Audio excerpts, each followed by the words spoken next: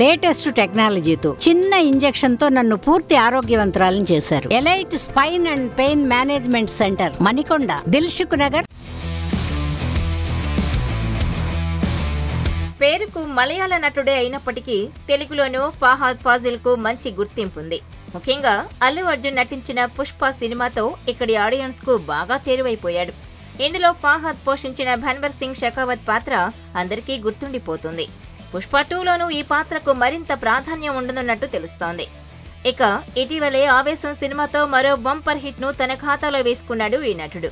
ప్రస్తుతం మలయాళంలో star actor గా వెలుగొందుతున్న ఫహాద్ ఫాజిల్ ఇటీవల తన వ్యక్తిగత జీవితానికి సంబంధించి ఒక ఆసక్తికరమైన విషయాన్ని బయటపెట్టాడు.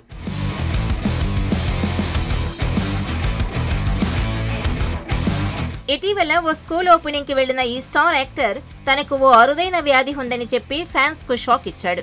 కేరళలోని ఒక చిల్డ్రన్ రీహాబిలేషన్ సెంటర్ ఓపెనింగ్ కి ముఖ్య అతిథిగా హాజరైన ఫహాద్ తాను ADHD వ్యాధి బారిన పడ్డానని చెప్పుకొచ్చాడు.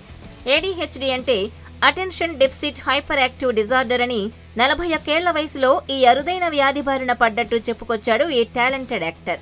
మరి దీనికి చికిత్స ఉందా అని అతన్నే అడగ్గా చిన్నతనంలోనే బయటపడితే క్యూర్ చేయొచ్చని, కానీ తనకు 41 ఏళ్ల వయసులో బయటపడిందని తన పరిస్థితి గురించి చెప్పుకొచ్చాడు ఫహాద్ ఫాజిల్.